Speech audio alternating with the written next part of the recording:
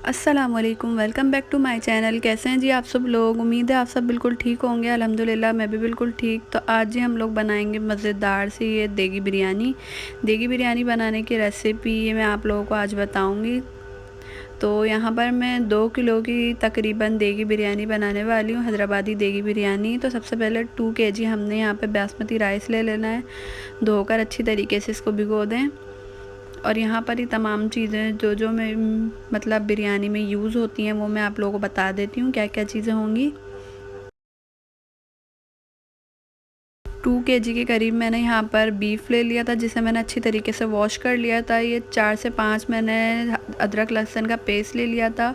और ये आधा किलो के करीब यहाँ पे मैंने ये दही ले लिया था। और एक पैकेट मैंने शान टिक्का मसाला ले लेना है। और एक पैकेट मैंने शान बम्बई बिरयानी मसाले का यहाँ पर ले लेना है। और बाकी जो घर के मसाले मैं इसमें ऐड करती हूँ मैं आप लोगों को बता देती हूँ। तो सबसे पहले हमने यहाँ पे दही ऐड कर देना है। दही ऐड करने के बाद ये जिंजर गार्लिक पेस्ट जो था वो मैंने ऐड कर दिया था इसके अंदर। इसके बाद जिंजर गार्लिक पेस्ट ऐड करने के बाद बम्बई बिरयानी मसाला ले लेना है, वो ऐड कर देना है। डबल बिरयानी मसाला है तो मैंने सिंगल वाला जो पैक होता है वो इसमें पूरा ऐड कर दिया था। बम्बई बिरयानी ऐड करने के बाद इसके बाद ये चिकन टिक्का मसाले का पूरा पैकेट इसमें ऐड कर देना है। पूरा पैकेट इसके अंदर ऐड कर दें। इसके बाद ये 1 टेबल स्पून कोरिएंडर धनिया पाउडर ऐड कर देना है। और 1 टीस्पून हल्दी पाउडर ऐड कर देना है। इसको अच्छी तरीके से आप पहले स्पैचुला से मिक्स कर लें और फिर इसको अच्छी तरीके से अपने हाथों से मिक्स कर लें। ये मिक्स करने के बाद इसके अंदर ये मीट टेंडराइज़र यानी कि कचरी पाउडर जिसे हम कहते हैं वो ऐड कर देना है।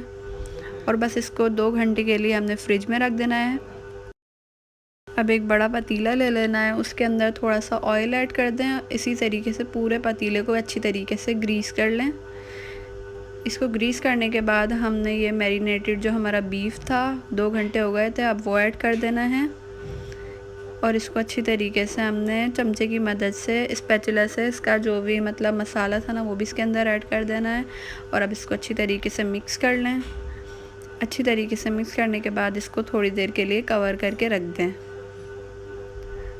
थोड़ी देर के लिए इसको कवर करके रख दें और फिर इसको दोबारा हमने देखना है। थोड़ी देर के बाद 10 मिनट के बाद हमने इसको देखना है। तो यहाँ पर देख सकते हैं आप लोग पानी जो है वो इसका अच्छी तरीके से वो होने लग गया था।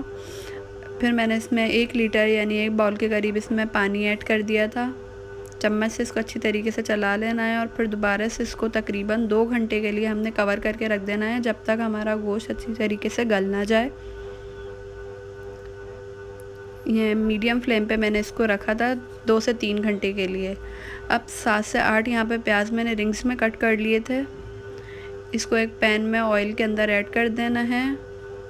इसको प्याज को अच्छी तरीके से हमने फ्राई कर लेना है। यहाँ पर देख सकते हैं आप लोग प्याज में अच्छी तरीके से फ्राई कर रही हूँ। हमारे प्याज जो हैं जब गोल्डन हो जाएंगे तो बस हमने इसको निकाल लेना है।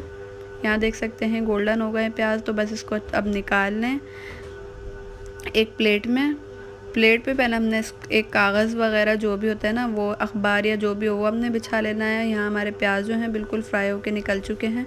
अब एक पैन में दोबारा से 1 टेबल स्पून ऑयल ऐड कर दें। इसके बाद ये ज़ीरा ऐड कर दें 1 टेबल स्पून। ज़ीरा ऐड करने के बाद मैंने यहाँ पर 10 से 12 जो हैं बड़े टमाटर जो स्लाइस में कट कर लिए थे वो इसमें ऐड कर दिए थे मैंने। अच्छी तरीके से इसको मिक्स कर लें। टमाटर को थोड़ी देर के लिए फ्राई कर लें। फ्राई करने के बाद इसको बस कवर करके थोड़ी देर के लिए रख दें। सॉफ्ट हो जाएंगे टमाटर सॉफ्ट हो जाएंगे तो बस इसको अच्छी तरीके से मैश कर लेना है चमचे की मदद से ही।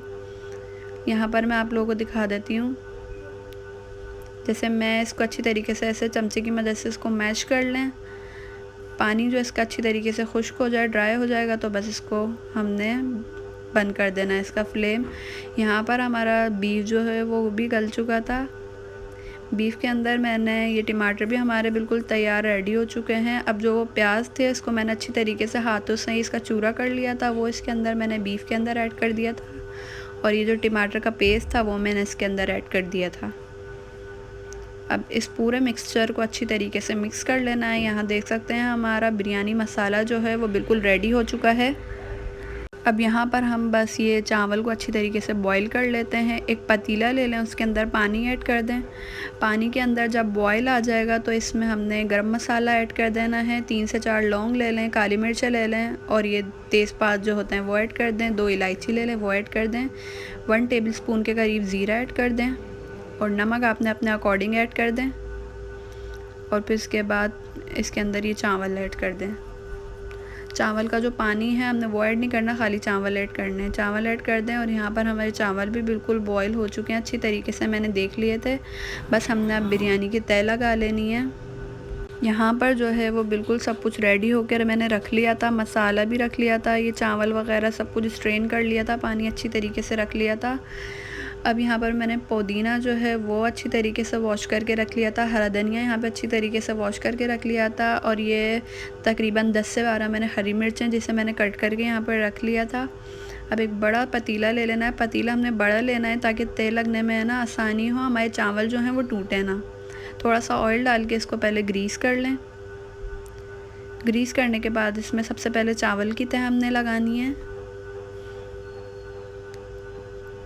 चावल इसके अंदर ऐड कर दें। इसको अच्छी तरीके से चमचे से है ना चारों तरफ भगोने के है ना इसको फैला दें। पतीले के चारों तरफ हमने इसको फैला देना है और फिर इसके अंदर ये मसाला ऐड कर देना है। मसाला ऐड कर दें और मसाले को भी अच्छी तरीके से हमने चारों तरफ फैला दें। मसाले को भी यहाँ पर देख सकते हैं पूरा मैंने अच्छी तरीके से फैला दिया है मसाले को भी। अब इसके अंदर सबसे पहले हमने ये हरी मिर्चें ऐड कर देनी है। यहाँ पर सबसे पहले इस तमाम हरी मिर्चें इसके अंदर ऐड कर दें। हरी मिर्चें भी चारों तरफ अच्छी तरीके से डाल दें। हरी मिर्चें ऐड करने के बाद हमने इसके अंदर पुदीना ऐड कर देना है। पुदीने को भी अच्छी तरीके से चारों तरफ हमने ऐड कर देना है। पुदीने के बाद इसके अंदर हमने हरा धनिया ऐड कर देना है। यहाँ पर मैं हरा धनिया ऐड कर रही हूँ, इसको भी अच्छी तरीके से चारों तरफ हमने डाल देना है हरा धनिया भी। अब इसके बाद इसमें चावल की दोबारा से एक और तह लगा देनी है। अच्छी तरीके से इसके अंदर चावल ऐड कर दें, चारों तरफ से इसको भी फैला दें। अब बस पहले ये लिक्विड फूड कलर ऐड कर देंगे, इसके अंदर जर्दे का रंग ऐड कर दें। लिक्विड वाला ऐड करने के बाद थोड़ा सा बस इसमें पाउडर वाला ऐड कर देना, हल्का हल्का सा इस पर बस स्प्रिंकल कर दें पाउडर वाला। अब इसके ऊपर ये हरा धनिया और पुदीना जो है वो ऐड कर दें। हरा धनिया पुदीना ऐड करने के बाद इसमें लेमन जो है वो कट करके छोटे छोटे से वो इसके अंदर ऐड कर दें। लेमन कट करके इसके अंदर अच्छी तरीके से ऐड कर दें और फिर जिस ऑयल में हमने प्याज जो फ्राई किए थे ना वो वाला ऑयल हमने इसके अंदर डाल देना है। अब बस इसको अच्छी तरीके से दम लगा देना है 10 से 15 मिनट के लिए, 20 मिनट के लिए लगा दें। यहाँ पर देख सकते हैं हमारे चावल जो हैं देगी बिरयानी जो है वो बिल्कुल बन के रेडी हो चुकी है, दम हो चुकी है। यहाँ पर देख सकते हैं आप लोग राइस कितने खिले खिले मज़ेदार। अब हमने बस इसको डिश आउट कर लेना है। हमारी देगी बिरयानी जो है वो बिल्कुल रेडी हो चुकी है। यहाँ पर बहुत ही मज़ेदार और आसानी से बनने वाली ये रेसिपी है, ज़रूर ट्राई करिएगा। मेरे घर वालों को तो मेरी बिरयानी की रेसिपी बहुत ही पसंद है और बिरयानी भी बहुत ही मज़ेदार बनी थी, सबको बहुत पसंद आई थी। आप लोग भी अपने घर में बनाइए, ज़रूर सबको पसंद आएगी। कमेंट्स में ज़रूर बताइएगा आप लोगों को मेरी देगी बिरयानी की रेसिपी कैसी लगी। अगर आप लोग मेरी वीडियो देख रहे हैं तो प्लीज़ ज़रूर वीडियो को लाइक करिए, चैनल को सब्सक्राइब करिए ताकि मेरे हर आने वाली वीडियो आप तक पहुँच सके। चलें जी, मिलते हैं नेक्स्ट वीडियो में। अपना ख्याल रखिएगा सब लोग। अल्लाह हाफ़िज़।